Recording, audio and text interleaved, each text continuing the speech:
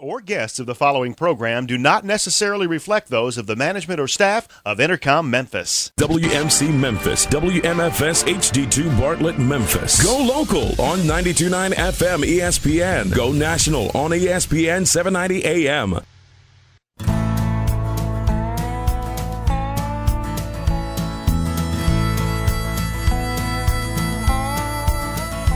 Watch the sunrise, new day's dawning, and it's calling you and me, where the mighty Mississippi flows by Memphis, Tennessee. We've got woodlands, fields, and water. Hey, there is no better way. You can find out all about it on Outdoors with Larry Ray.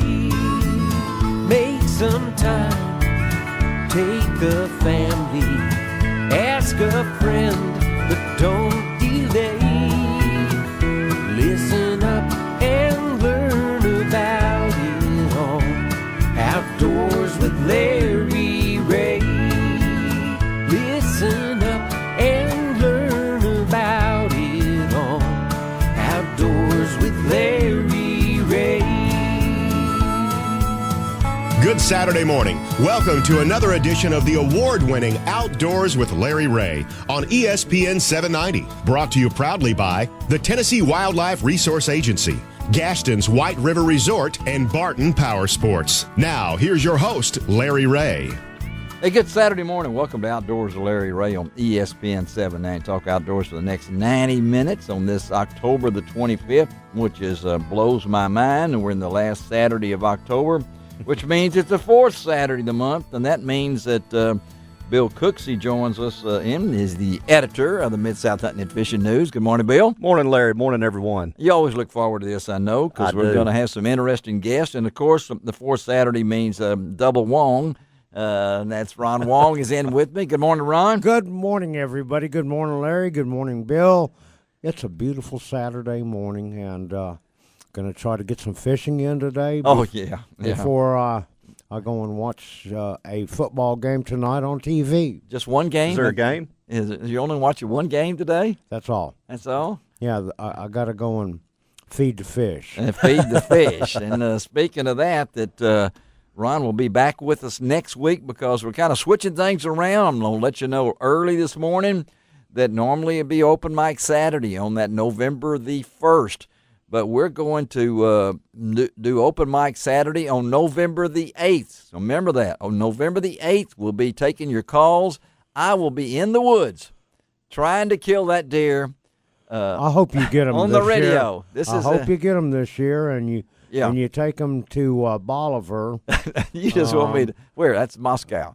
Moscow. Yeah. The metropolis of Moscow. Yeah, I got to get Stu Burris on to talk about that, too, a little bit about that. But that'll be on November the 8th. That'll be the whispering show as I whisper from the woods. And Greg's already gotten concerned about what happens if we don't get the signal. But I think we did that together one time. Yes, we did. Yeah, we sure did off Warren Road out there. That's right. And but I have killed a deer at 7:35, at 20 minutes till 8, at 5 minutes till 8, and things like that. But we got daylight savings time kicking in, as you remember, on November the 2nd, that first Sunday. And so I have an extra hour of daylight on the 8th also. So I'm looking forward to that hour of daylight. Yeah, I can actually hunt before I take Bill to school. You can, and that's what I'm going to be doing. So no problem, Greg. I'm going to have a great signal. I know where I'm hoping to be in Hardeman County. So and I'm going to be using that brand new CVA muzzleloader that I'm going to talk a lot about. That Ron and myself, we got to talk to the CVA folks at Seopa, and worked out a deal where I'm going to be using that thing. I've already gotten my heated hoodie from Milwaukee 12 to use. So I've got my heated hoodie. Bill, you remember what that looked like? Yeah, absolutely. Yeah, it's a mummy bag. Yeah, well, I've got it, and I've also got my Snuggie thing from Hunter Safety. You're going to look like you should be in northern Minnesota. I will. And that day it's probably going to be 82. That's right. I know that. But anyway, and I've got my heated insoles from Thermacell. Now, I'm going to be a walking commercial. Are like you a going NASCAR. ahead with a scope this year? Yes. Okay, good. Yeah, this one has a Good. scope. Yeah, and I've already got me a new scope for my gun too. Yeah, and no, I'm not going to try the other thing. We've tried that before, but lots of things going on. I know that Ron has been busy going to different places with me and doing things like that, and we'll talk a little bit on next week's show about what we might be doing this week. Ron is still going to coach me because I am committed to try to be a better fisher person. So this past week I had a chance to try out the new Lew's rod and reel, and so we'll talk about that's an awesome rod and reel, and we're going to talk about that next week about how it went. We're going to have some really good guests next week. I will tell you that for sure we know Deborah Hinks. Yes, will be with us. Tell them a little about Deborah. Deborah is a professional bass fish person, and she has fished in the LBAA. The Lady Bass tournaments and all that, and she is kind of retired from all of those tournaments for a little while. And she was out last year. Yes. In 2010, she was diagnosed with breast cancer. Yep. And so she fought it all last year. She's in remission now, in great shape, and she's going to be fishing the BASS Central Open tournaments next year to try to qualify for the Bassmasters Classic and to qualify for the Elite Series. And quite a lady. I think you'll really, really enjoy talking to her. Good stuff. She's been on the show before. That was before all of this happened to her. So we'll be talking to Deborah next week, and we'll also be talking to Josh Silva, and he is the tech man for Thermacell's heated insoles that I want you folks, that's good stuff. I used them last year. They have improved them so they're a lot more comfortable, easier to use, a different heat setting, and I guarantee they will keep your feet warm in the deer stand or whether you're in the duck blind or whatever it might be. And so we're going to be talking to them. But that's all next week. And we have a polar vortex coming, so your feet are going to get cold. There's a difference of opinion. The Farmer's Almanac says it's going to be a cold winter, right? The U.S., the National Weather Bureau says it's not going to be as cold as last year. I want to go with the Almanac. I'm going with the Farmer's Almanac. I liked last year. I liked it a lot. You liked it a lot. Yeah, I think a lot of people liked it, particularly people who are outdoors and things along that line. But Bill's been busy. Really have enjoyed the magazine since Bill is the editor. Not that it wasn't good before that, but it's better now. You did have a different cover on this last one. Did you like that? I liked the cover. It was different, wasn't it? It was very different. I mean, it's a big posted no hunting sign. Yeah, and your excess and story was very good, but that was really maybe the first time in a long time that they've actually run a picture like that, right? It was. It kind of threw the guys at the office because they're thinking someone needs to be holding a fish holding a bird. Yes. But it wasn't. That's right. I said, I think this is more important than one guy with a fish. And there is diversity now in the magazine. I think that you're trying to do some things different. We are. We're trying to improve the diversity and really make it about this region.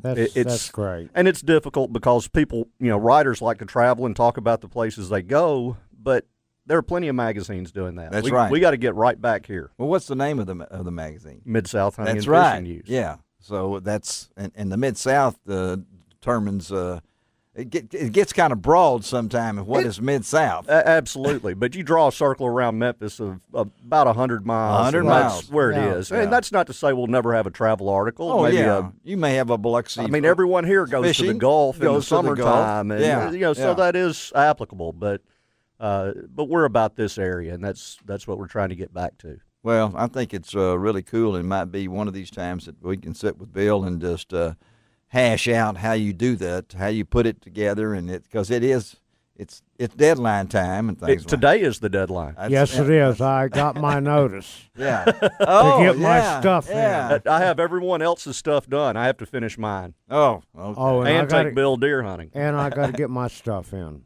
Yeah, well, you will. Please do. Yeah, I will. You guys, he's got you cornered now and everything. And so, and those folks that have asked, yes, I am filling the gap at the Commercial Appeal here for a brief while. It had nothing to do with. For those, I wasn't. For those that didn't see Sunday's paper, where Larry talked about a gentleman in Bartlett.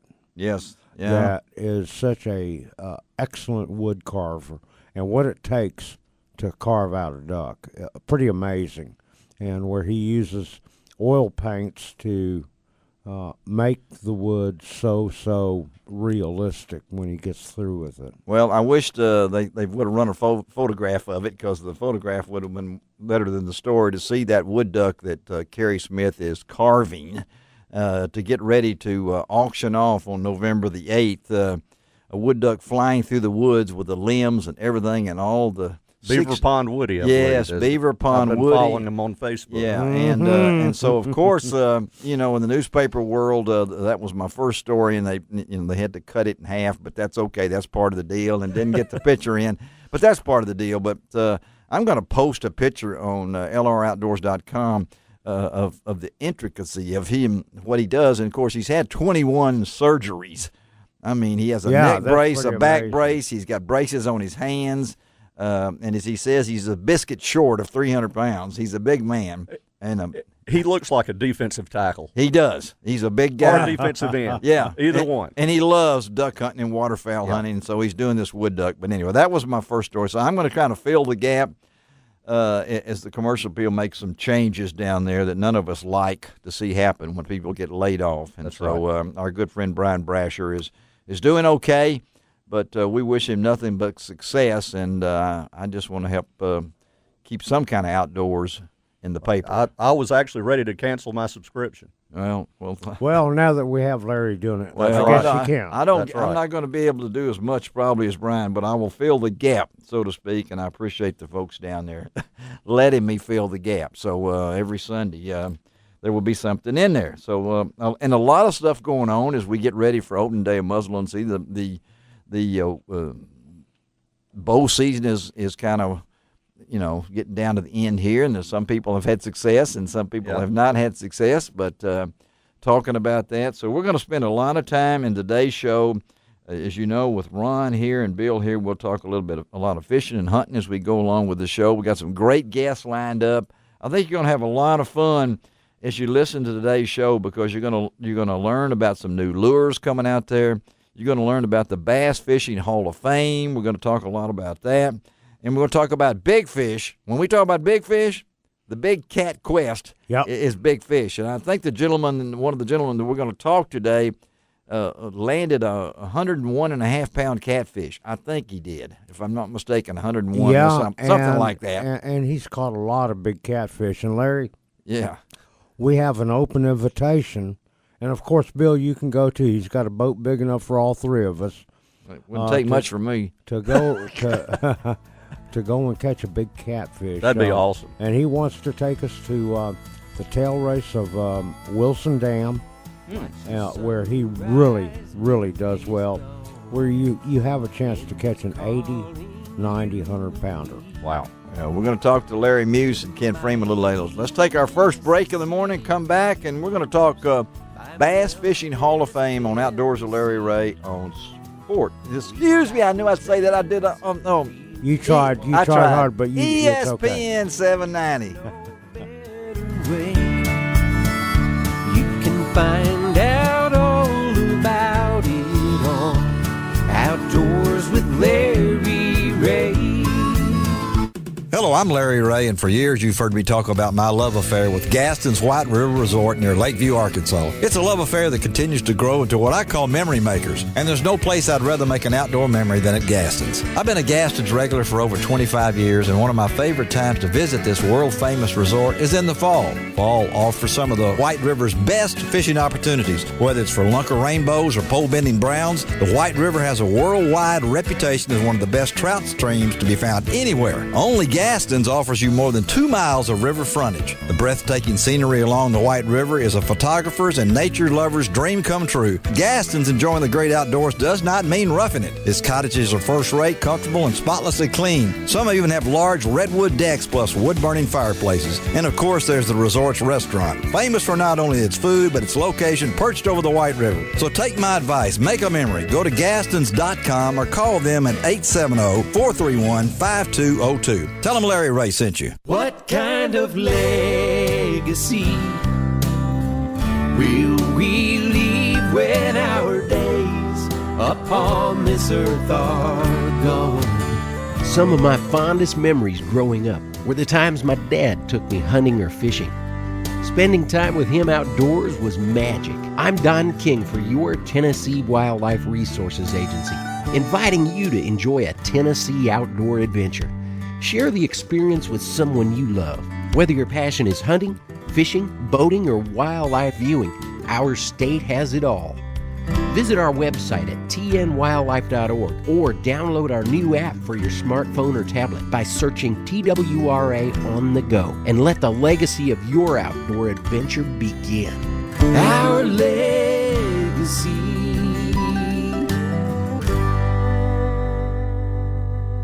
Now back to Outdoors with Larry Ray on ESPN 790. Brought to you proudly by the Tennessee Wildlife Resource Agency, Gaston's White River Resort, and Barton Power Sports.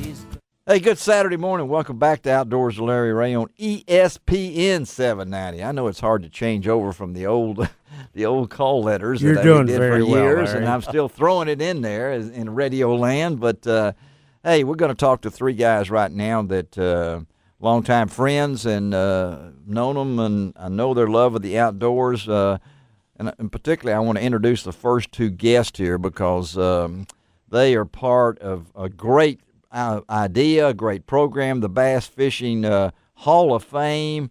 And that's our good friend Sammy Lee out of Birmingham, and also John Marskowitz of Indiana, South Bend, Indiana. Good morning, guys.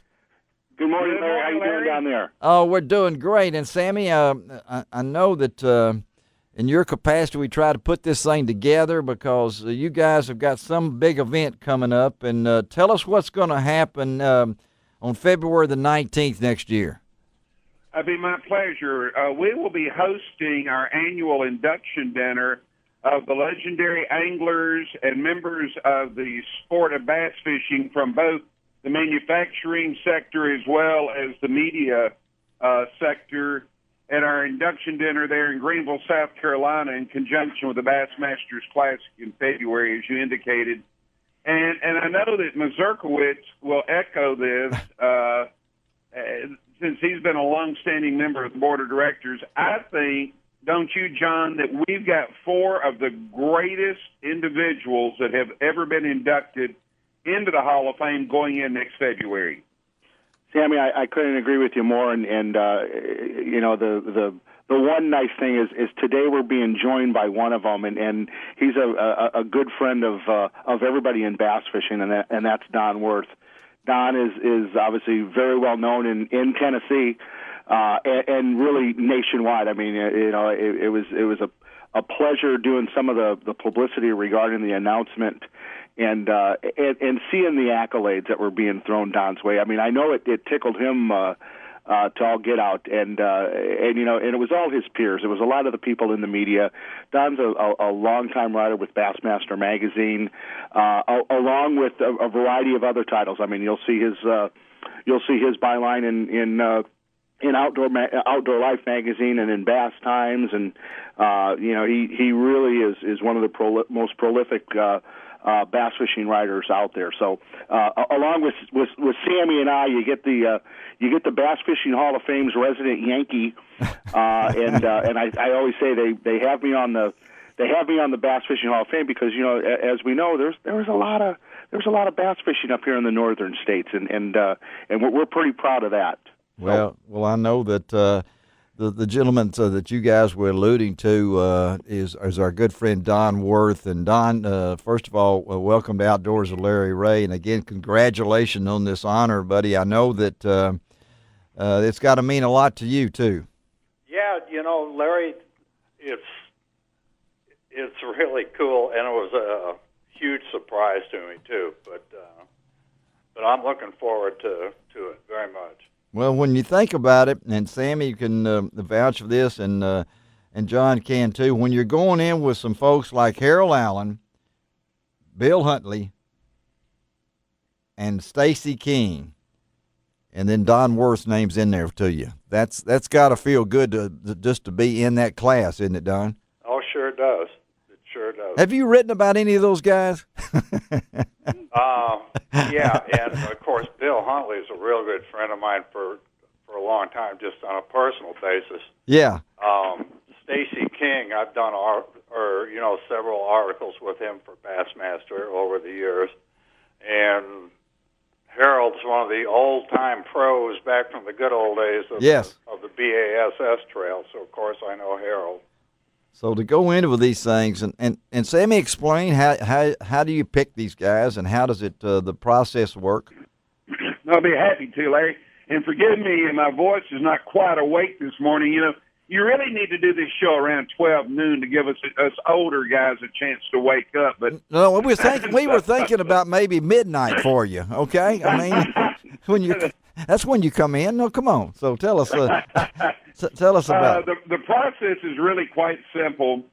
Each dues-paying member of the Bass Hall of Fame each spring will get a nominations form from which they can nominate an individual that they feel is worthy and justifies inclusion into this most hallowed hall of individuals. Mm-hmm. Once those nominations are received, the nominations committee goes through the entire list, and it's now a couple of hundred folks that have been nominated.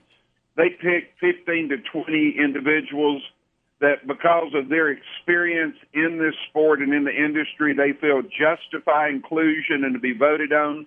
We then send out a ballot of these 15 to 20 individuals with a short biography. Each member gets a chance to vote for 3.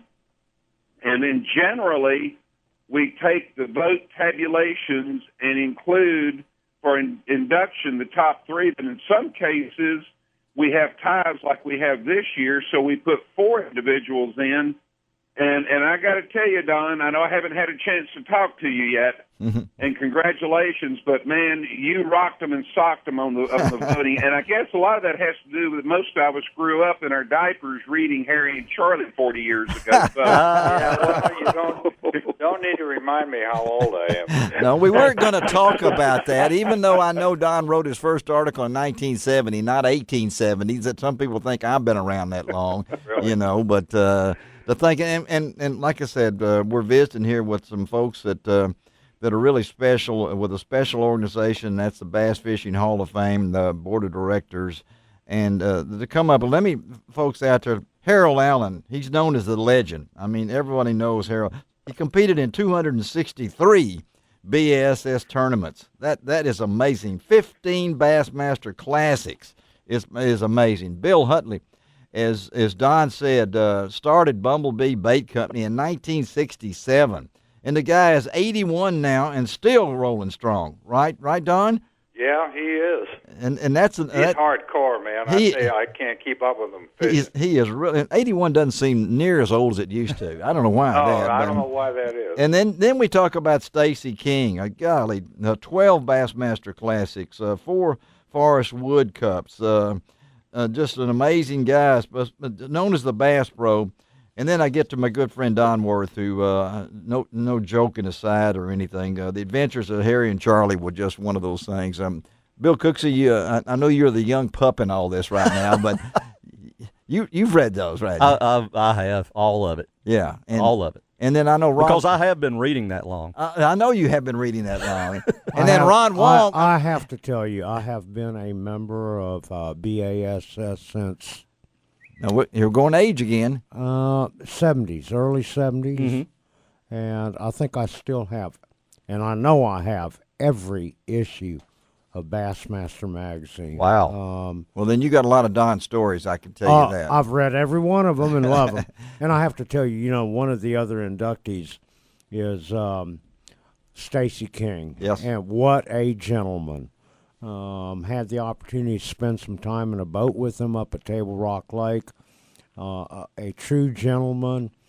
He stands up for a lot of good causes, and of course everybody knows the hardship he's just gone through with his melanoma and everything else, and he's about to overcome it. So very well deserving to a fine gentleman and a great fisherman. Well, I know I need to ask you guys before we let you go on this Saturday morning, maybe an update from John or Sammy about where we stand in the Hall of Fame home there in Coleman, Alabama. Where do we stand, guys? Larry, I'll be happy.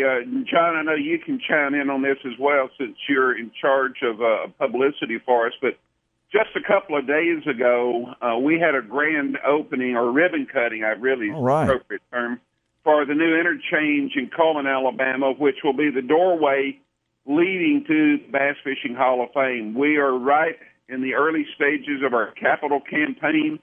We are trying to raise $10 to $12 million to complete the most tech-savvy, advanced teaching facility the world has ever seen to teach anglers, not only from coast to coast, but around the globe, on the pleasures, the joys, and the true love of the outdoors and bass fishing. We've been very pleased with the response we've been getting, as much from non-industry corporations and individuals as from the fishing industry itself. So I was very honored to attend that ribbon cutting a couple of days ago in Coleman. We had the governor of Alabama attend and do the ceremonial cut, and he spoke in praise of what this facility will do to the world of bass anglers. So, Larry, you know you're invited to attend when we have our grand opening in a couple of years, as will all of the inductees at that time. But, folks, if you need any more information or questions answered, I hope you'll go to our website, which is bassfishinghof.com. It's bassfishinghof.com. Or, of course, call that 1-888 number for ticket information or more information on the Hall of Fame induction dinner next February. Well, it's going to be a wonderful facility, 101,000 square feet. It's going to be adjacent to the Civic Convention Center. It's just an amazing piece of property that's, and I know Coleman's a great location for it to be at, and guys, I appreciate you being with us, and I know that's next February the 19th is the big induction dinner at the day before the Classic, and I know Ron Wong will somehow be there. I will be at Lake Hartwell, Greenville, Greenville, South Carolina. Yes, don't go to Mississippi. In February, really looking forward to the Classic. Yeah, he'll be there, I know, representing Outdoors of Larry Ray. Again, Don, congratulations, buddy. And thank you, Larry. I sure appreciate it. Keep, I still have my old Underwood typewriter sitting there that I started with a long time ago. And I show it to my granddaughter every once in a while, and she said, "You used to type on that?" Hey, I got an IBM Selectric, man, with the little balls that you pull out with the different. Oh, that's big time. Man. Underwood didn't have. That was high tech. That's high tech, and I still hit my computer keys the same way I hit that Underwood. That's a bad thing. Hey guys, thank you, John. Thank you, Sammy. Thank you, Don. Y'all have a great day, and we'll stay in touch. Okay, buddies? All righty. Right. Thank y'all. All right, let's take a break on Outdoors with Larry Ray. Come right back and talk some more on ESPN 790. You can find out all about it on Outdoors with Larry Ray. Power. Let that word sink in for a minute. You crave power. You need power. And at Barton Power Sports, we put all that power right in your hands. Barton Power Sports of Arkansas combines the power of 7 brands from 2 locations into one single company, whose sole mission is to make sure you have the ultimate power sports experience. Honda, Polaris, Kawasaki, Yamaha, Suzuki, Victory, and Argo. Each line standing on its own, but backed by the Barton Power Sports commitment to excellent service. before, during, and after the sale. Barton Power Sports is open 6 days a week to accommodate your schedule. No hidden dog fees. What you see is what you get. Your deal, done your way. Now that's power. Barton Power Sports, with locations in Jonesboro and West Memphis. Go to bartonpowersports.com. The power of play. What kind of legacy will we leave when our days upon this earth are gone? Some of my fondest memories growing up were the times my dad took me hunting or fishing. Spending time with him outdoors was magic. I'm Don King for your Tennessee Wildlife Resources Agency, inviting you to enjoy a Tennessee outdoor adventure. Share the experience with someone you love. Whether your passion is hunting, fishing, boating, or wildlife viewing, our state has it all. Visit our website at tnwildlife.org or download our new app for your smartphone or tablet by searching TWRA on the go, and let the legacy of your outdoor adventure begin. Our legacy.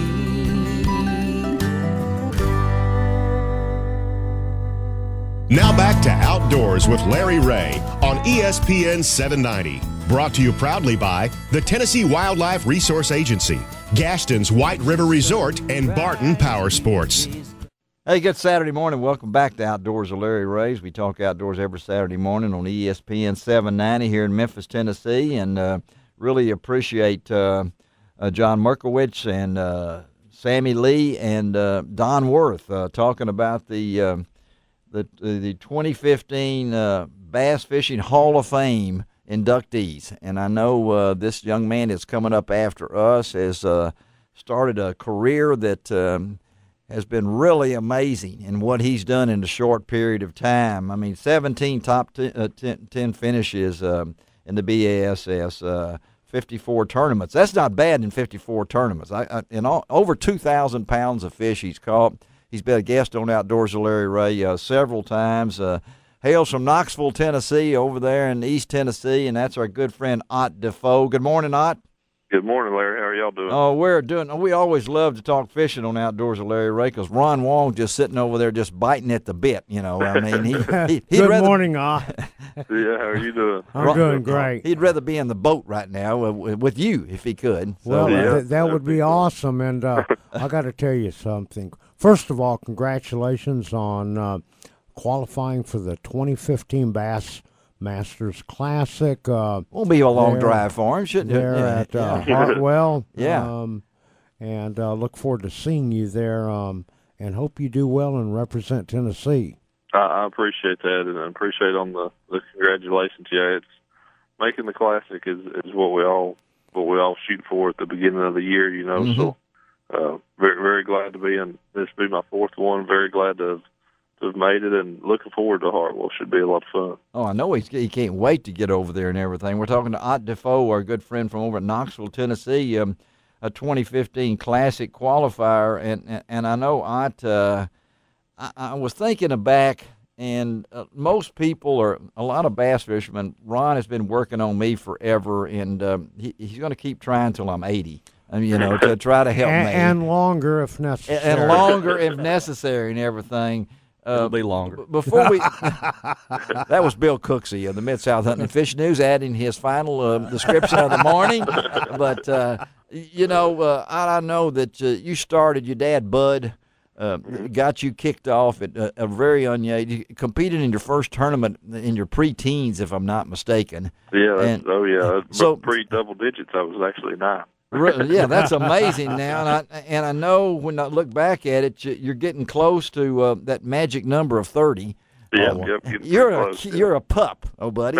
Well, I will tell you, he's 29. That's what I mean. He has learned a lot in the bass fishing world. So he's been fishing a long time, even though he's only 29 years old. Yeah, that's what people say. You know, man, you're young to and even thinking back, you know, 6 or 8 years ago, whenever I was really getting started professionally, you know, people were like, man, you're young. How are you, you know, fishing professionally?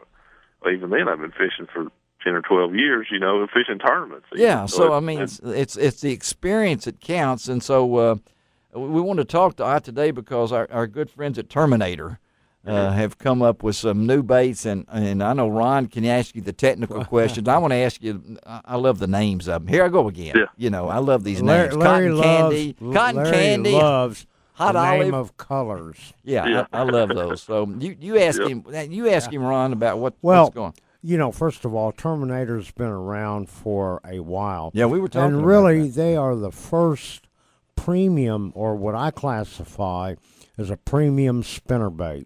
A little bit more expensive than most. However, they were the very first to come out with a titanium wire frame on a spinnerbait. I remember. And, and a lot of people wonder, well, why is it so expensive? First of all, the titanium is very expensive. But secondly, it is so... it provides so much more vibration in a spinnerbait than anything on the market. And you've been fishing these Terminators now, especially the T1. And people kind of say, colors, does it make a difference? To me, I think it makes a difference. And you've come up with one new color, pink. That for sure I like. Yeah, and that's the cotton candy. Yeah. So tell us, how did you come? How did you come about thinking about a pink spinnerbait? It is pretty gaudy, and it's certainly not something that you could say is very traditional. But several years back, I had a friend of mine that had told me about throwing a pink spinnerbait, especially around the time of year that the bass are spawning, and then even as the shad start to spawn. And I tried it then, and man, it worked. And so that was whenever Terminator had asked me about some suggestions on colors, that was one they kind of had already started a little bit, and it was primarily geared towards smallmouth market. Northern smallmouth can be pretty crazy sometimes, and so something that's real gaudy looking like that will get their attention. But for me, it's primarily driven for largemouth, and I've caught smallmouth on that color as well. But for me, it's primarily I'm going to use it around the time of the year that the bass are spawning, and then even once some of them get done and the shad start to spawn. I almost think those shad, that during that time that I know a lot of bait fish, they'll kind of go through a little bit of a color change where they'll have some colors that tend to show up more on them whenever they're only during that time when they're spawning, and I think that's the case with shad. A lot of times their fins and stuff will kind of change shades, and that pink really just imitates them very well. Well, people have been throwing pink-colored floating worms and stick worms and that kind of stuff for some time now, especially before, during, and right after the spawn, and that's to trigger the fish to bite. So why wouldn't it work on a spinnerbait, right?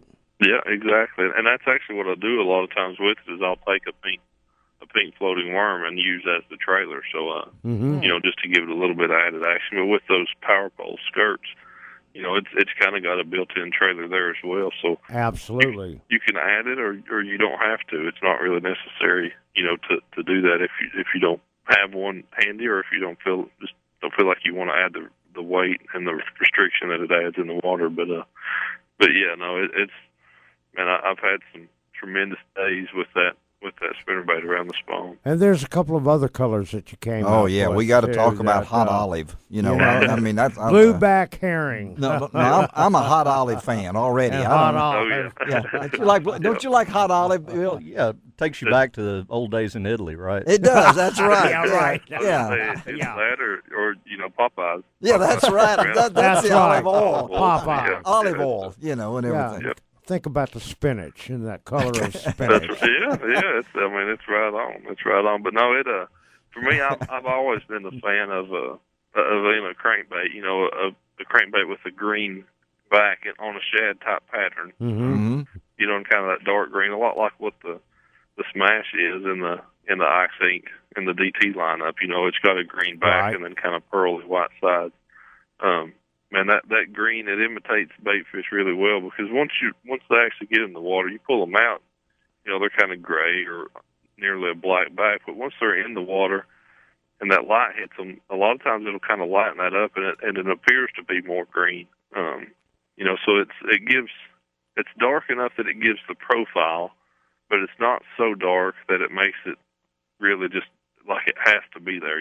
So once it's in the water, that green being as dark as it is, it just really it shows up well, and it gives the fish enough of a profile, but not so much that he could totally make it out and tell that it's not real. It's still one of those things that they have to come up and do a field test of it, and to do a field test, they have to put it in their mouth. That's what we want them to do. That's right. We're talking to our pro angler, Ott Defoe, of member of the Terminator Pro staff and Bassmaster Classic qualifier for 2015. Before we let you go, Ott, we need to ask you what's going on with you now. What's up in the future here as we roll into late October here? What you got going on?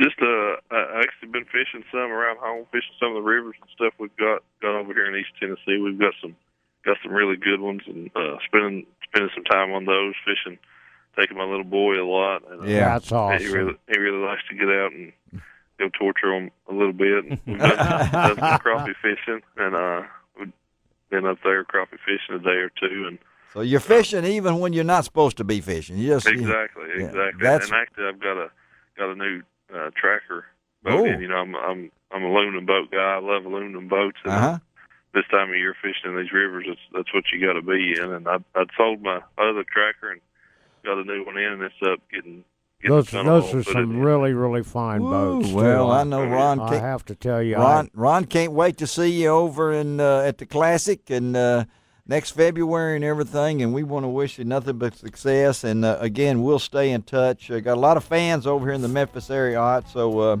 love to keep up with you and everything like that. So have a great day, and we'll talk to you. Okay, buddy? Fellas, I appreciate it. Y'all have a great Saturday. All right, buddy. Thank you. All right, let's take another break on Outdoors with Larry Ray. Come back, and you're talking about big fish. I'm turning this over to Cooksey and Wong here. Let them talk about that. I get scared of a fish as big as me. That's bigger than my wife. Yeah, well, we won't discuss any of the weights for wives right now here. All right? All right, we'll be right back on Outdoors with Larry Ray on ESPN 790. You can find out all about it on Outdoors with Larry Ray. Power. Let that word sink in for a minute. You crave power. You need power. And at Barton Power Sports, we put all that power right in your hands. Barton Power Sports of Arkansas combines the power of 7 brands from 2 locations into one single company whose sole mission is to make sure you have the ultimate power sports experience. Honda, Polaris, Kawasaki, Yamaha, Suzuki, Victory, and Argo.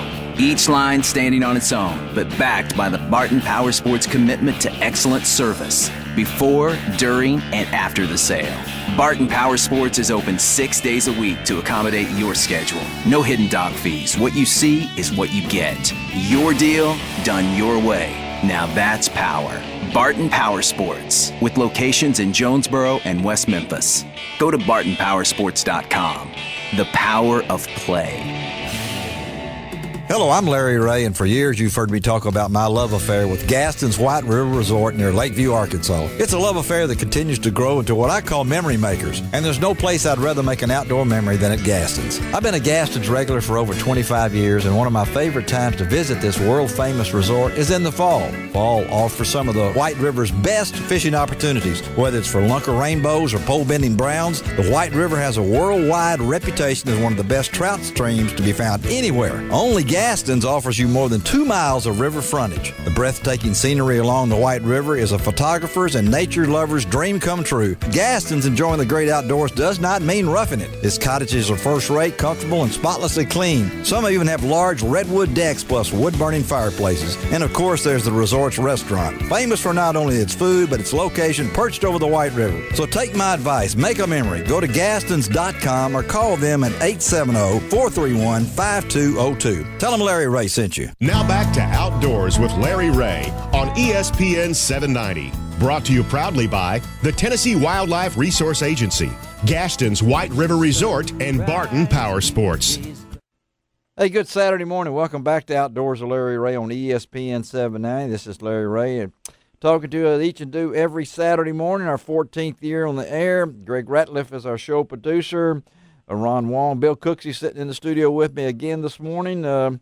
We've been talking a lot of fishing. Appreciate visiting with Ott Defoe. Knoxville, Tennessee, one of our great young anglers who's qualified for the 2015 Bassmaster Classic. Earlier before that, we got to talk about the Bass Fishing Hall of Fame. So we've talked enough bass fishing. Let's talk about big fish now, okay? Real big fish. And we've got a gentleman on the line with us who knows how to catch big fish. And we got another gentleman on the line who knows to tell people about big fish, because that's our good friend Ken Freeman. Good morning, Ken. Hey, guys. How are you doing? Hey, we're doing great. And, Ron, you know that Larry Muse is capable of catching some big ones, isn't he? Yeah, I've had the opportunity to sit in a boat with Larry. I haven't caught my big catfish with him yet, but I'm really looking forward to it. Larry, how are you this morning? Doing real well, Ron. Well, guys, first of all, it has been... Take it over, Ron. Let's talk big fishing. It's been an absolute pleasure to have covered the Big Cat Quest tournament trail during 2014 and seeing some of these big catfish caught. And first of all, Ken, great job in putting together that trail that you put together for the Big Cat Quest.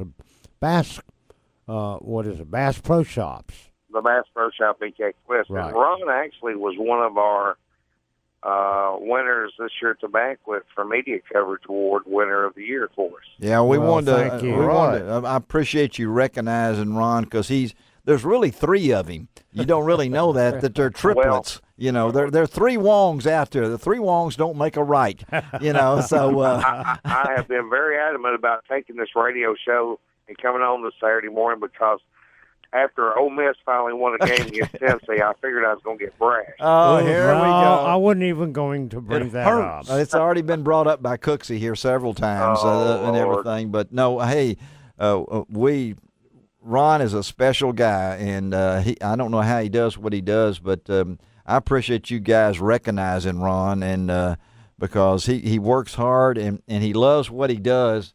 And I know the Big Cat Quest was special to him, and I know Ken, as Ron was saying, a great year. And then Larry comes along, and how big was that?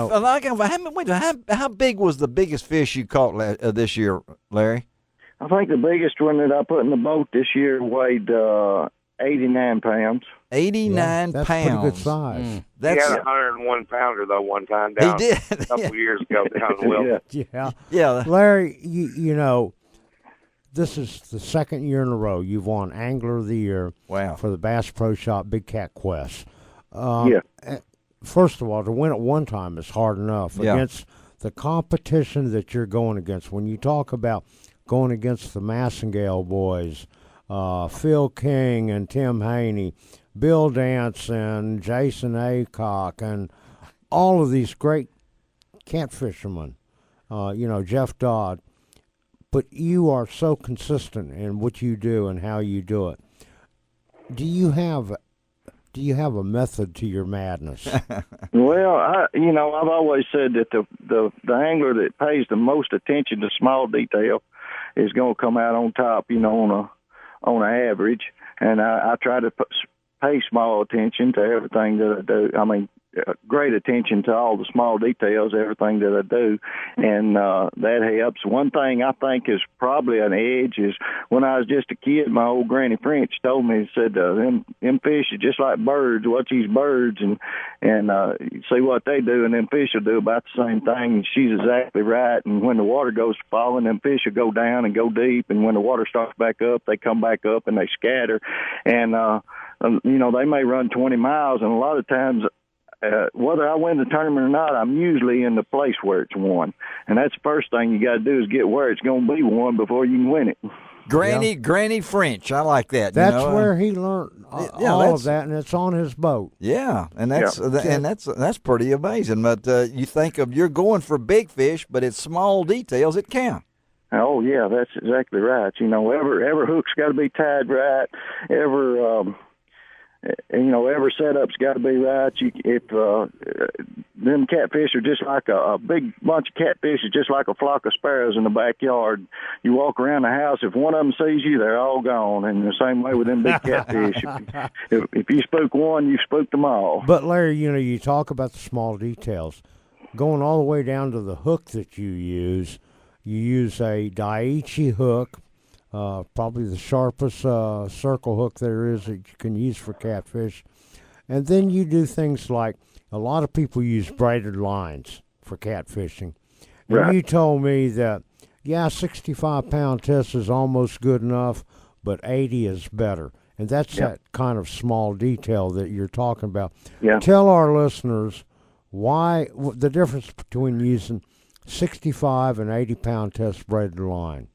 Well, 65 is probably enough to hold the fish under most conditions. You get into some extreme conditions with current and the fish. You take a 100-pound catfish pulling against you, and he's got current helping him. You got a lot of pressure there, and you got to put some pressure on the fish to wear him down, and that helps. Plus, the 80-pound braid is a little bigger diameter than the 65, and it don't cut down into the spool as much when you're really putting some. Having to put some pressure on it. The 65 tends to cut down into the spool more, so your drag don't work as smooth. Right. And 80 works a lot better in that situation. It's not always necessarily, just the strength of the line. Sometimes it's the size of the line. Well, we're talking to Larry Muse. He's the two-time Bass Pro Shop Big Cat Quest Angler of the Year. And also, we're also talking to Ken Freeman. He's the circuits director. And I know, Ken, when you hear Larry and talking about this technical side, you really got some good guys, don't you, on your circuit? I mean, guys that. Well, one thing we're very proud of that Larry never imposes his tail, and I'm going to tell it for him. Tell it. Larry's kind of our building chaplain. Yes. Larry's a God-fearing man. Yes. He kind of keeps us grounded a lot of times when we really need it. I mean, I was honored to have Larry when my father passed this year. He actually delivered the eulogy for my father's funeral. Did he really? Yeah. And Larry is always there, and his little wife, we call her Church Lady Joyce, is my right hand at doing these tournaments and stuff too. And just good folks, good family, and it rubs off and it helps because new guys that come on, one thing I'm very proud of, John and Sam Raines, these guys come to us, they couldn't even tie a hook on a line, and that's God's truth. Really? And guys like Larry, myself, and others, they take the time to teach these guys how to do these things. And, in today's competitiveness on these tournaments, it's more who finds the fish than it is knowing the little technical strategies. Yep. That's why Larry, I think, says the fine-tuning to the minute points really counts because everyone has the knowledge. It's just trying to figure out that little edge that gives you the little perk to find that bigger or better fish. Ken, you're absolutely right because, after a tournament or even before, I've seen where a lot of these fishermen get together like Larry, Nick Dominio, and the Maskell boys, and they talk about how they tie their stuff and how they rig their stuff and all that, but I think you're absolutely right. They love new people. I mean, Ron, new person lights them up because they love to share their knowledge. Yeah, and they really that's something you don't see in the bass circuit. I mean, the bass circuit, when I fished the BASS, you didn't tell nobody nothing. Right. And, this is totally different. I'm glad to share. This is totally different. It really is.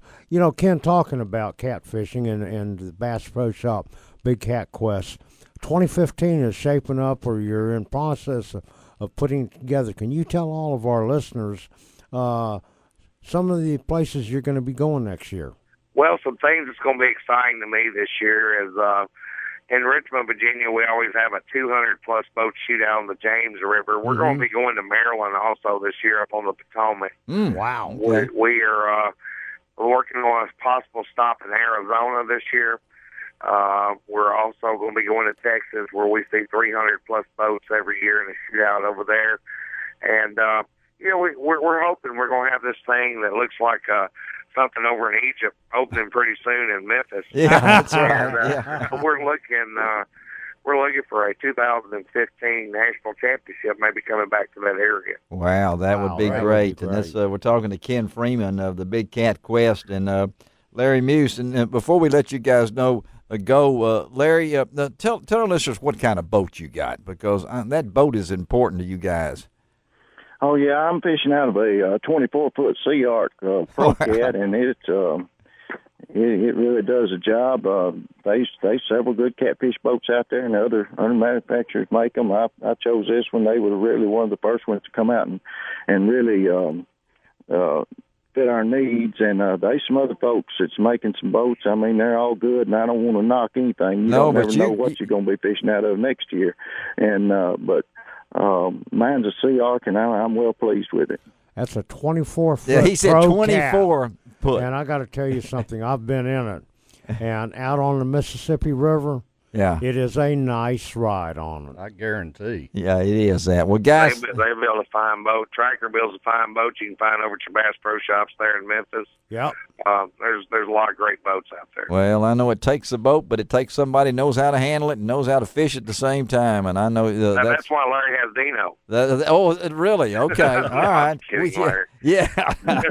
Hey, buddy, thank y'all for being on Outdoors with Larry Ray today. And like I say, we're going to try to hook up and spend maybe a day on the water with Larry and have a little chance to catch a fish as big as me. So you that's guys have a fine one that you're taking. Y'all need to tune him up a little bit. He's got one goal he needs to work on, Larry. He is the most bridesmaid-given fisherman at the World Championship of Catfishing. He's got more second places. More times than you can imagine. He's got to try to win that thing one of these days. Well, I wasn't going to bring that up, but you got it here. And Larry, you're just rocking along, aren't you? Oh yeah. You're waiting on God's time and not your time, right? That's right. That's exactly right. I try hard as I can, but a second's all I can get right now. Well, I know our good friend Mark Rose from over in West Memphis, he always said everybody wants to come up and rub his red head, just to make sure he might get some. Make sure he's a little luck. That's right, yeah. All right. Well, guys. Ron, you keep singing Rocky Top, baby, and we'll look forward to seeing you. Oh, here we go again. Yeah. Bill Cooksey got a laugh out of that. Bill could sing Rocky Top. The alumni, we have to do the best we can. Hey, I was married to one of those Ole Miss prototypes, and Lord, life's rough on the home front. Bill knows that too, right? I'm in that boat. Yeah, well, you're in the same boat and everything. Hey, guys, Ken, thank you. Thank you, Larry. Okay, we'll talk to you guys, all right? All right, thank you. Y'all have a great day. All right. All right. Okay. Ken Freeman and Larry Muse. Boy, they're a lot of fun. Big cat quest, and those guys, when they go for fishing, they go for the big uns. They do. And I have to tell you, I encourage all of our listeners, if they get around this area again next year, go out to the weigh-in, and we'll announce it here on Outdoors with Larry Ray. It's pretty amazing to see these fish that are caught and weighed in, and they want 100% released alive. They do a great job. Yeah, they do that. These catfish boats all have oxygen bottles in them that they feed into their live wells to make sure these catfish stay alive. That's a pretty good-sized live well on some of these boats. Yes, they are. Yeah, if you want to, like a hot tub on somebody's place. Some of these boats are up to 8 feet wide. Yeah, that's pretty amazing. All right, let's take a break. Be right back. Ron Wong, Bill Cooksey in the studio, Greg Ratliff is our show producer. We'll be right back on ESPN 790. You can find out all about it on Outdoors with Larry Ray. Hello, I'm Larry Ray, and for years you've heard me talk about my love affair with Gaston's White River Resort near Lakeview, Arkansas. It's a love affair that continues to grow into what I call memory makers, and there's no place I'd rather make an outdoor memory than at Gaston's. I've been a Gaston's regular for over 25 years, and one of my favorite times to visit this world-famous resort is in the fall. Fall offers some of the White River's best fishing opportunities. Whether it's for lunker rainbows or pole-bending browns, the White River has a worldwide reputation as one of the best trout streams to be found anywhere. Only Gaston's offers you more than 2 miles of river frontage. The breathtaking scenery along the White River is a photographer's and nature lover's dream come true. Gaston's enjoying the great outdoors does not mean roughing it. Its cottages are first-rate, comfortable, and spotlessly clean. Some even have large redwood decks plus wood-burning fireplaces. And of course, there's the resort's restaurant, famous for not only its food, but its location perched over the White River. So take my advice, make a memory. Go to Gastons.com or call them at 870-431-5202. Tell them Larry Larry Ray sent you. What kind of legacy will we leave when our days upon this earth are gone? Some of my fondest memories growing up were the times my dad took me hunting or fishing. Spending time with him outdoors was magic. I'm Don King for your Tennessee Wildlife Resources Agency, inviting you to enjoy a Tennessee outdoor adventure. Share the experience with someone you love. Whether your passion is hunting, fishing, boating, or wildlife viewing, our state has it all. Visit our website at tnwildlife.org or download our new app for your smartphone or tablet by searching TWRA on the go, and let the legacy of your outdoor adventure begin. Our legacy. Memphis. Go local on 92.9 FM ESPN. Go national on ESPN 790 AM.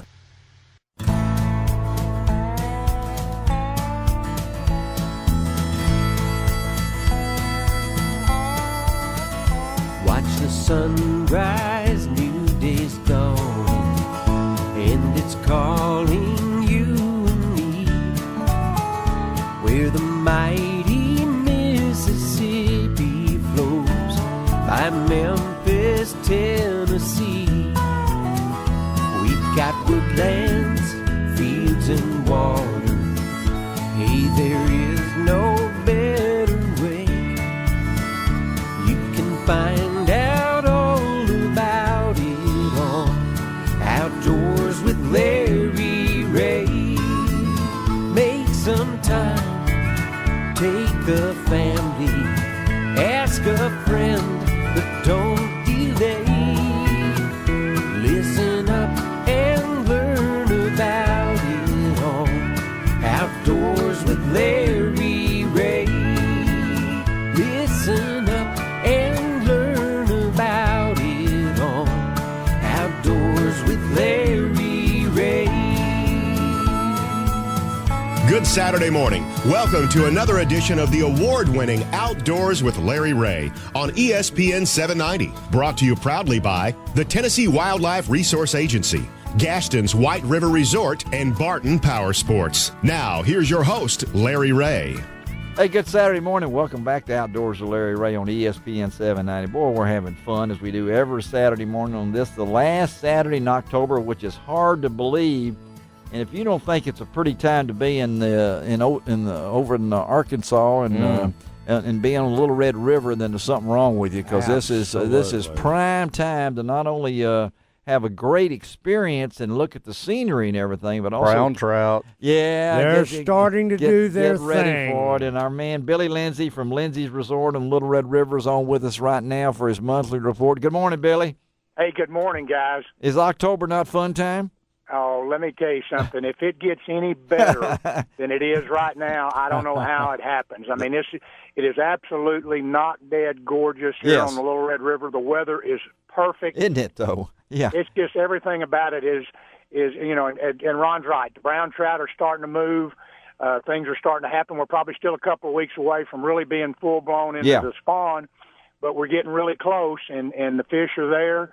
And there's some big fish there, and it's exciting times here on the Little Red. What about the generation, Billy? I know we've had a dry spell, which I really love. This weather's been unbelievable. It's going to make the leaves turn and everything after all that rain we had. So what are they generating now?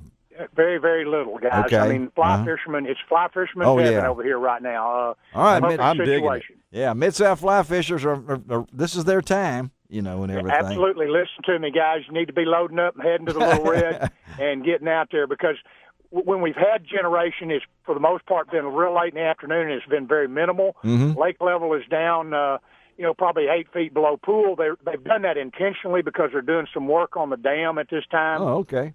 And so they've drawn it down with a purpose. And otherwise we probably wouldn't be having any generation, and we virtually are having none anyway. So it's really good water conditions right now. That's awesome. And I would think that occasionally they like to bring it down that low to where people can work on their seawalls, docks, piers, and all that kind of stuff too. Yeah, it's a great time for them to do a little shoreline cleanup and that kind of thing. It just gives them an opportunity to do some things that they don't normally have an opportunity to do at this time of year. So it's a good scenario for everybody.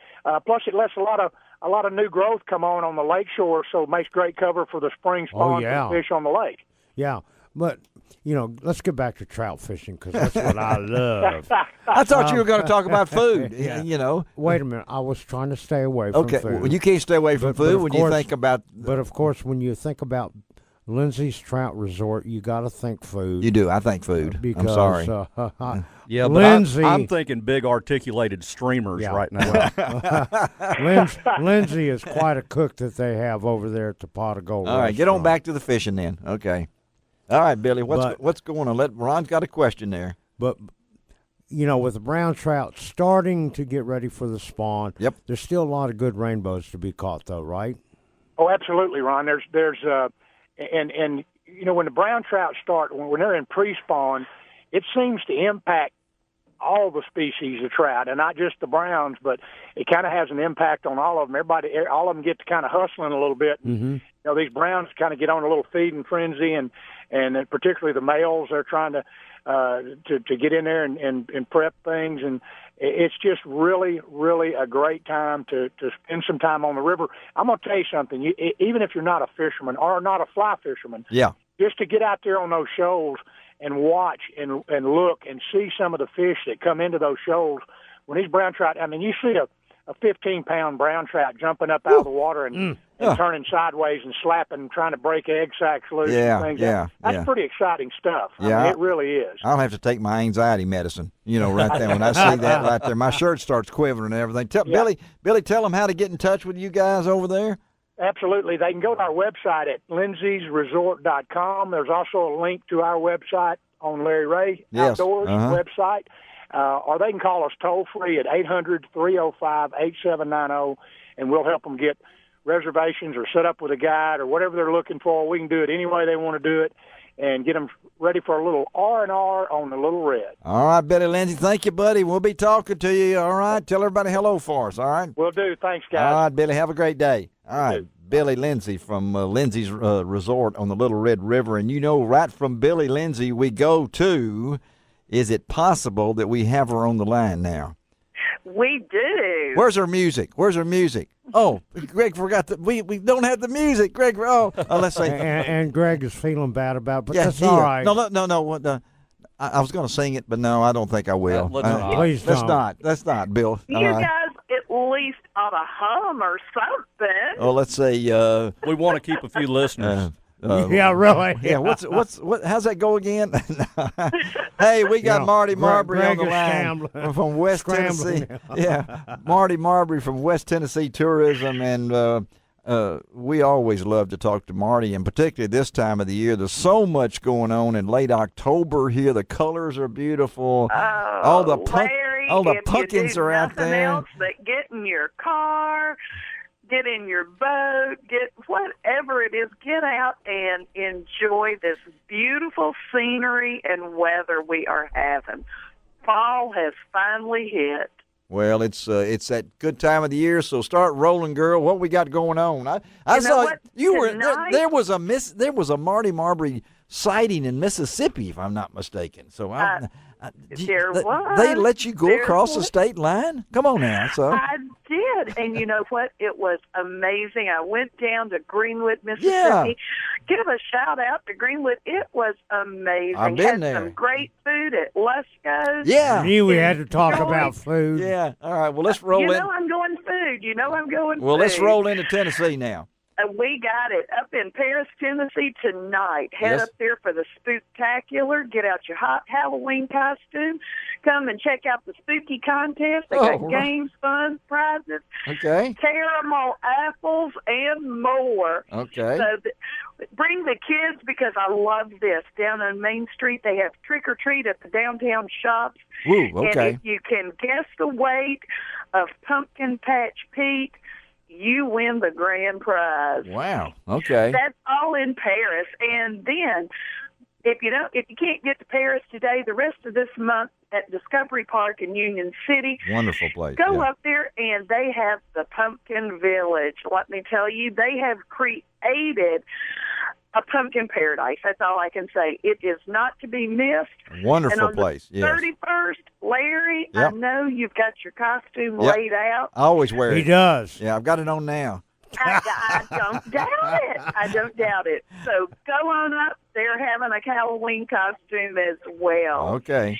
On October the 31st in Eva, Tennessee, Eva. at the Nathan Bedford I know where Forest that is. State Park, they are going to host the All Hallow Eve Lantern Walk. Oh, that sounds Guys, spooky. That would be so much fun. You been to Eva, Tennessee, Bill? I put my boat in there many times. Many times. That's right. Great You place. need to go. You Yes. need to go. And this is a little bit special because it is in recognition of the 150th anniversary of the Battle of Johnsonville. Okay. They're going to do the lantern-led walk through all the shadows of Eva Beach, Ooh. and you're going to hear stories about the Civil War era soldiers Oh, that's pretty and cool. civilians. How Yeah. cool is That that? is really cool. Yeah, okay. And then going into November, Uh-huh. Parker's Crossroads, the Battle of Parker's Yep. Crossroads, Yep. their living history event. You're going to be able to hear the roar of cannons, walk and talk with period dressed reenactors, and see and feel how the soldiers felt during that time of crisis. Parker's So Crossroads. a great event as well. Guys, there's too many festivals, Everything, events, yeah. everything for me to talk about. Larry doesn't give me enough time. But if you go to tnvacation.com, you can find something that's perfect for your fall outing with your friends and family. I'm done, Larry. You have done. That's tnvacation.com. Marty Marbury, thank you, girl. Thanks, Have a guys. great Happy one. Halloween. We'll talk to you later, all right? All right, we'll see you. All right, Marty Marbury. Man, we tried to get her music, but we'll do it next month. And we might even play it sometime just in honor of her, you know, and everything. She's the only one's got her theme song. Well, I need to we'll get do a it Wong, next month. I need to get a Wong theme song and a Cooksey theme song. Well, on the road again. Is that what you'd like? We could do that. I like Willie Okay. Nelson. What do you want? Ring of Fire. Smoke on the Water? No, Ring of Fire. Ring of Fire. We'll work on that. Okay. All right. Ring of- Let's take a break. Come right back, and we're going to get really serious about an event that happens just about every year in the Gulf of Mexico, and that's the Red Tide. It has nothing to do with any kind of movie or anything like that. Or a football team that I despise. All right. Golly, there we go. We're definitely got to get you a theme song. That's right. Let's take a break. We'll be right back on Outdoors with Larry Ray on ESPN 790. You can find out all about it on Outdoors with Larry Ray. Power. Let that word sink in for a minute. You crave power. You need power. And at Barton Power Sports, we put all that power right in your hands. Barton Power Sports of Arkansas combines the power of 7 brands from 2 locations into one single company, whose sole mission is to make sure you have the ultimate power sports experience. Honda, Polaris, Kawasaki, Yamaha, Suzuki, Victory, and Argo.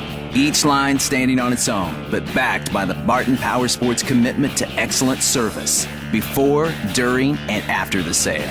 Barton Power Sports is open 6 days a week to accommodate your schedule. No hidden dock fees. What you see is what you get. Your deal, done your way. Now that's power. Barton Power Sports, with locations in Jonesboro and West Memphis. Go to bartonpowersports.com. The power of play. What kind of legacy will we leave when our days upon this earth are gone? Some of my fondest memories growing up were the times my dad took me hunting or fishing. Spending time with him outdoors was magic. I'm Don King for your Tennessee Wildlife Resources Agency, inviting you to enjoy a Tennessee outdoor adventure. Share the experience with someone you love. Whether your passion is hunting, fishing, boating, or wildlife viewing, our state has it all.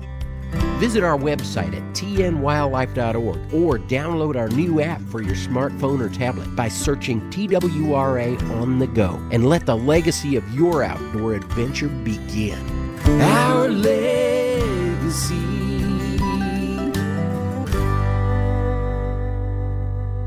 Now back to Outdoors Outdoors with Larry Ray on ESPN 790. Brought to you proudly by the Tennessee Wildlife Resource Agency, Gaston's White River Resort, and Barton Power Sports. Hey, good Saturday morning. Welcome back to Outdoors with Larry Ray on ESPN 79 as we talk outdoors every Saturday morning, our 14th year on the air. To all you folks in Grenada, Mississippi, in Jonesboro, Arkansas, in Dyersburg, Tennessee, and throughout the Mid-South, a lot of y'all have expressed to me, and I've heard this, we see it every year, it seems like about this time or sometime, that we hear a lot about the red tide in the Gulf of Mexico. And I know that my good friend Stan Kirkland from down at the Florida Fish and Wildlife Conservation Commission down there has told me about it, and I've had conversations with it, and I've had some questions. Just what is the red tide, and what does it do? Where does it come from, and things along that line. And I know that I've been to Sanibel Island, I've been to Marco Island, I've been to Apalachicola, I've been to Cedar Point, all up through that area, all the way to Panama City Beach and on around. And so I wanted to find out a little bit and give you some information out there, folks, about what this is. And so we're privileged to have with us on Outdoors with Larry Ray on this Saturday morning, the last Saturday in October, Dr. Alina Corcoran. She is assistant research scientist, with the Florida Fish and Wildlife Conservation Commission, based out of St. Petersburg. Good morning, Alina. Good morning, Larry. Thanks for having me. Glad to have you on with us. And, folks, I go to myfwc.com a lot of times for information about Florida. And so Alina, kind of tell us a little bit about the Florida red tide organism. I know a lot of our folks up here are interested in that. So what is the red tide?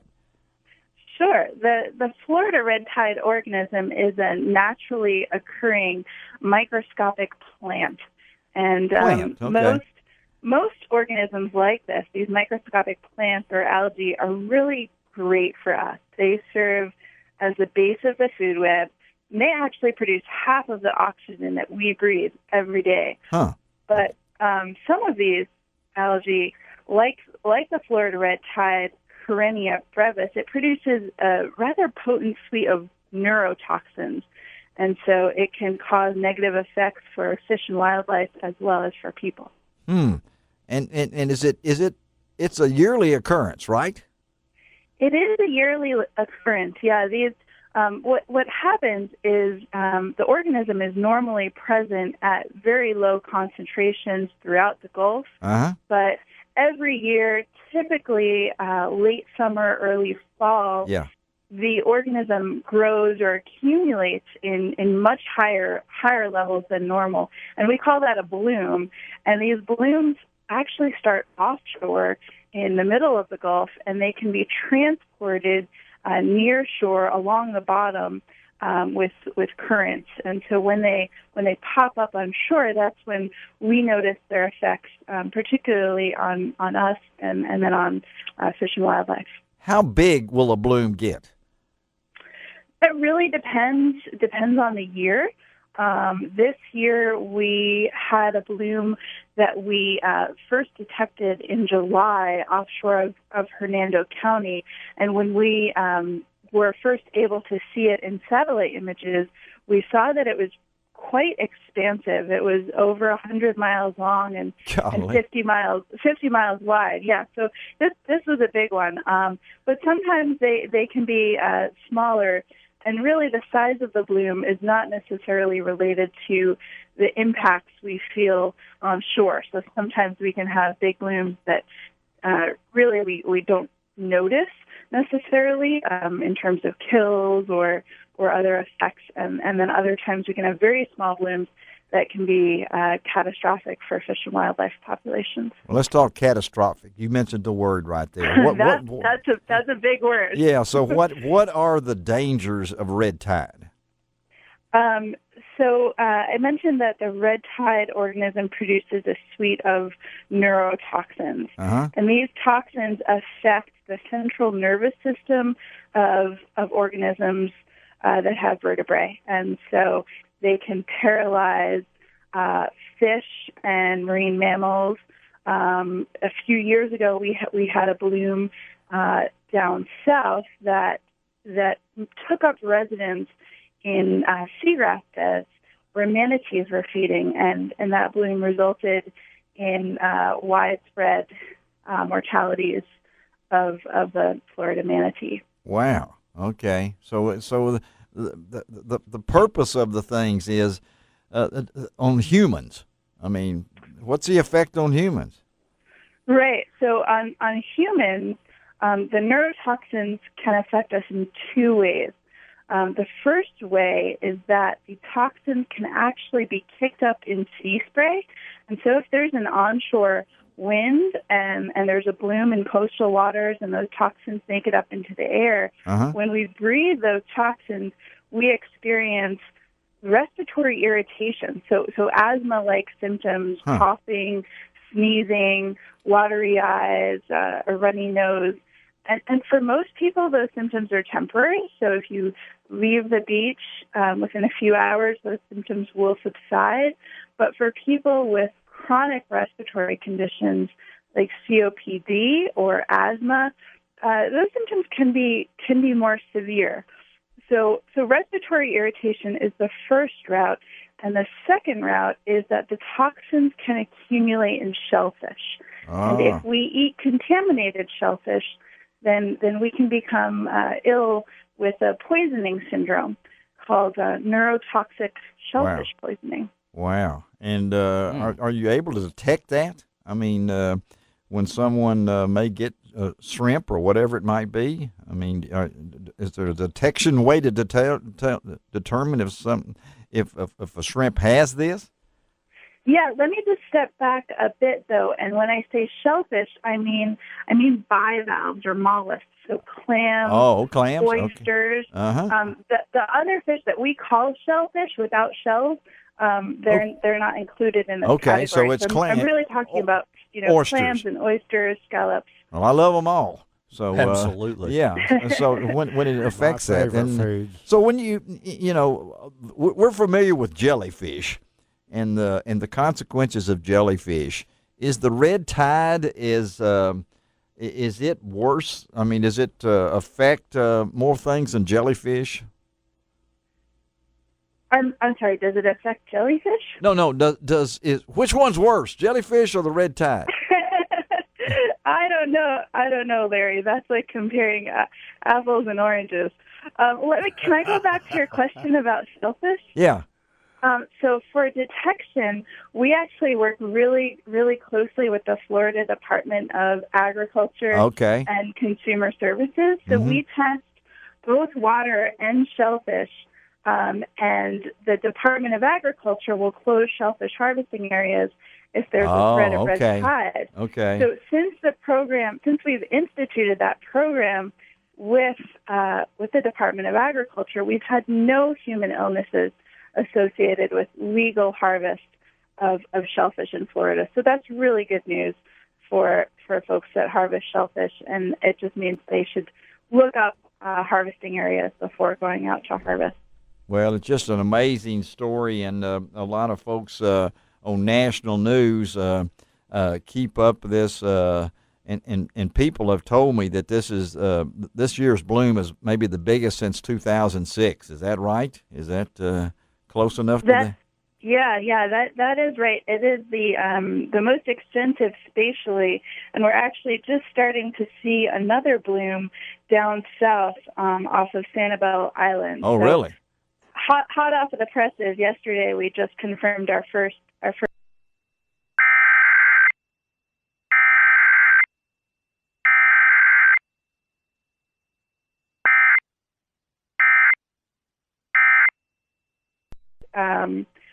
There's no actual advisory that it's not safe to swim in red tide. Some people may experience skin irritation, and if that occurs, then they should just wash with fresh water. For pets, it's a little bit more of an issue because if pets swim in the red tide, they actually lick their fur and then can ingest those toxins. So it is recommended that if dogs are on the beach and there's a red tide, they shouldn't be playing in red tide foam. And if they do, they should be washed down as well. Wow. And we're talking to Dr. Alina Corcoran, a research scientist with the Florida Fish and Wildlife Conservation Commission based out of St. Petersburg, Florida, here on Outdoors with Larry Ray. And I'll ask you, Alina, before we let you go, this is a yearly occurrence. So it happens basically in late summer and early fall. Is that right? That's right, yep. Any reason why it happens just at that certain time of the year? Is just the Gulf Stream, the water is just that time? Yeah, it's actually the physical conditions in circulation. And so that time of year, we have what's called upwelling, where deeper waters come in along the bottom inshore. And so that upwelling transports blooms that are naturally occurring offshore, and it brings the blooms inshore during that time of year. So, some years we have stronger upwelling than others, and so we can actually link those conditions to severity or location of blooms that we see inshore. So tell our listeners how they can get information and find out, maybe, because I know you folks do the surveys and everything like that, and we got people that maybe are going to drive down. We don't have snow up here, but we got some birds, that head down your way when it gets cold and everything like that. So tell our listeners where they can go to, maybe to get reports and things along that line. Sure. My team and I, we put out reports every week with the red tide status, and we publish tables and interact with Google Maps, and they can find that information at myswc.com/redtide. And complementary to that, we work with Moat Marine Laboratory, and they publish beach conditions reporting system. So they'll actually publish conditions like respiratory irritation, and that's updated daily by lifeguards on beaches throughout Florida. And that information can be found at mote.org/beaches. We're going to have all this posted on my website, OLR-Outdoors.com. Dr. Alina Corcoran, thank you for being with us on Outdoors with Larry Ray. It was very educational for my listeners, and I know it was for me, that we don't want to take anything for granted, and this information was just great. Thank you for being taking time on this Saturday morning to be with us, and we'll stay in touch, okay? Thank you so much, Larry, for having me. Have a great day. Talk to you later. You too. Thank you. Bye-bye. All right. Dr. Alina Corcoran. Have you ever been down there when the red tide is coming in? And, yeah. I mean, you wake up the first morning to go to the beach, and you look out and say, "What in the world is that?" Yeah, and that's why I was. And Ron had found out that big one right off Tampa or whatever it was down there. There's another big one floating in, and everything like that. So very interesting. Let's close out today's show with Ron and Bill on here. Talk about next week's show. Ron will be back in with me. Let me remind you again, Open Mic Saturday will be November the 8th. I will be in the woods with my new CVA muzzleloader trying to kill a deer live on the radio one more time on November the 8th. So we've moved Open Mic Saturday back a week. Dave Gabbard and Gene Smith will be in studio for that. So Ron and myself will be in studio next week. And we're going to have a special guest, Deborah Hinks. It will be on the show. Been on it before. In fact, before she developed her cancer. And we're going to be talking to somebody from Lou's Fishing. Yeah, we are going to talk to Lou's Fishing, because I had a chance to try out that new Lou's rod and reel. American Hero. Yes, and love it and everything. So we're going to be talking to them on next week's show, and a few other surprise guests we're going to throw in there. And when are you going to find time to brush your duck blind? I've got folks doing that for me right now. Hey, Bill, when you're Larry Ray, you don't have to do that. You got people. That's right. But common folks like us, Bill, we have to do that. Well, I get invitations, and I'm going this year. I've already bought my license. I've got everything ready. I'm ready to go. Buck Gardner is now coming on as a sponsor, starting, in fact, on November the 1st. Buck Gardner Calls will be part of the Larry Ray Outdoors team here. Good. And so Buck will be with us, talking to Buck a lot and getting ready for that. I know a lot of my friends are using this great weather to get ready right now. Aren't you getting ready? Well, we are. We've done almost everything we can until the farmers get the rice and beans out of the rest of our fields. Okay. Yeah. We were over last weekend getting pits ready. There were speckle-bellied, geese everywhere. There was. Huh? I mean, we could have shot them while we were walking around. Yeah. I have seen the first coots coming down from the north. They're here now. Yeah. They're moving down, so it's getting right. Come on, ducks, get those hunters out there.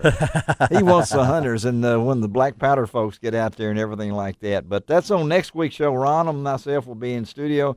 So what's you're putting the press today? This past week, you put the press the next edition. Can you give us any kind of little tip what we might feature in Mid-South Hunting and Fishing News? This issue, we'll have hunting and fishing. We're going to talk about fishing ledges for crappie, which is a great fall pattern. I mean, right now we're still fishing stake mats in shallow water a lot of places, but they're about to drop off, fish those ledges. We have both deer and duck season primers getting ready for the season. Good deal. Okay. We, of course, have bass fishing. Bubba's going to be writing about the jig and pig for wintertime fishing. Yeah. So the one and only Bubba. That's John right. Phillips will be taking care of that. John came up to me at Siopa and said, "You need to write a book about your career." And I said, "Well, I've been doing it about 50 years. You got a book. Let me show you how to do it." And I said, "Wow, okay, all right, we can do that." John knows how. John knows how to do no that. doubt. But I know also that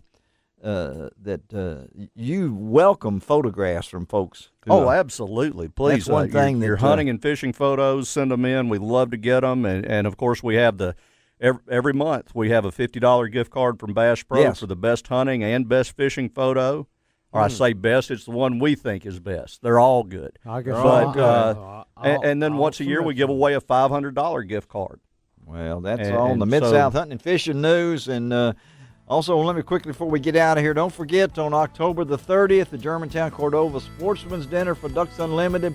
It's at Opera Memphis. If you've ever wanted to go to Opera Memphis, here's your chance. 6745 Wolf River Greenway in Memphis. That's October the 30th, the Germantown Cordova Sportsman Dinner.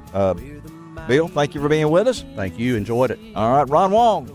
We'll see always, you. See you next week, okay, buddy? Greg I'll be Ratliff, here. thank you, buddy, for taking care of us. This is Larry Ray reminding you to do each and every week. It doesn't cost an extra cent to be a good sport, and God bless the USA. You can find out all about it on Outdoors with Larry Ray. Power. Let that word sink in for a minute. You crave power. You need power. And at Barton Power Sports, we put all that power right in your hands. Barton Power Sports of Arkansas combines the power of 7 brands from 2 locations into one single company, whose sole mission is to make sure you have the ultimate power sports experience. Honda, Polaris, Kawasaki, Yamaha, Suzuki, Victory, and Argo. Each line standing on its own, but backed by the Barton Power Sports commitment to excellent service before, during, and after the sale. Barton Power Sports is open 6 days a week to accommodate your schedule. No hidden dock fees. What you see is what you get. Your deal, done your way. Now that's power. Barton Power Sports, with locations in Jonesboro and West Memphis. Go to bartonpowersports.com. The power of play.